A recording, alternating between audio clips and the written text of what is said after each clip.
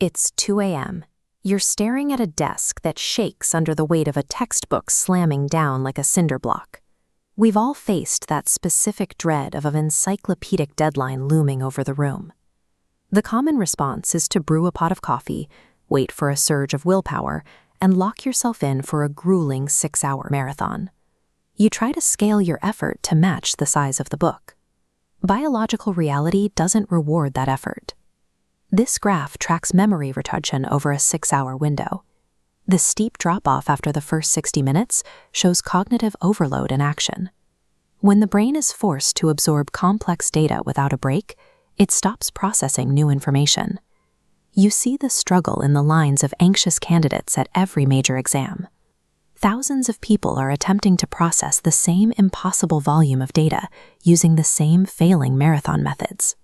Conquering these goals requires a change in strategy. You don't need more suffering. You need to shrink the scale of the problem. That starts with your mindset. Motivation is an unreliable emotion. It fluctuates based on your sleep, your mood, and your energy levels. It cannot sustain a months-long project. Behavioral science suggests soft structure as an alternative. This is an automated system of discipline that removes the daily exhausting decision of whether or not to work. The engine of this structure is the 10-minute rule. When the resistance to starting feels high, you commit to exactly 10 minutes of work. This tiny window bypasses the brain's defensive response to a massive task. Once the digital timer is running, the initial friction lowers, making it easier to stay in the flow. To maintain this, you must follow the rule of never skipping a habit twice. Life will interrupt you once, which is a pause, but a second miss breaks your momentum, forcing a total restart. Replacing the need for inspiration with soft structure turns the hurdle of starting into a quiet daily reflex. Once you've mastered the act of starting, you can optimize how the brain encodes information. This is microlearning, breaking study sessions into strictly digestible units of 15 minutes or less. A study in the Journal of Informatics Education and Research found over 50% of 200 participants reported a retention spike using small, frequent units.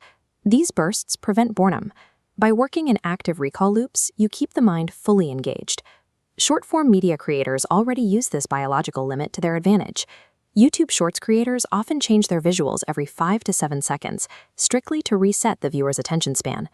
You can mimic this by using layers of attention. Every few minutes, switch your format, add a visual aid, sketch a diagram, or change your task. These resets maintain focus through variety. Aligning your study blocks with these biological limits transforms time into a mechanism for retention. With the mindset and timeline fixed, you can finally reduce the physical volume of the material on the desk. Many students fail by reading massive textbooks end-to-end without a filter. They spend hours of high-value attention on low-value data, getting lost in the noise of thousands of pages. A targeted approach uses previous year questions to identify what actually appears on the exam. This filters the textbook, focusing only on the concepts that generate the most points. This filtering is especially vital for quantitative sections, where complex math problems can become time-consuming bottlenecks. You can shrink these obstacles using Vedic math and percent to fraction conversions. These shortcuts take a calculation that usually requires 3 minutes of trial and error and turn it into a 30-second reflex. These tactical choices don't just save minutes. They shrink a mountain of data into manageable atomic units of logic. Return to that 2 a.m. desk. The crushing tension and the panic have completely faded away. It is finally quiet. That textbook is a collection of easily executable 15-minute tasks. Extraordinary success belongs to those who build quiet, unshakable systems, rather than those who rely on bursts of intense suffering. You don't need the motivation to conquer the mountain tonight. You only need the discipline to conquer the next 10 minutes.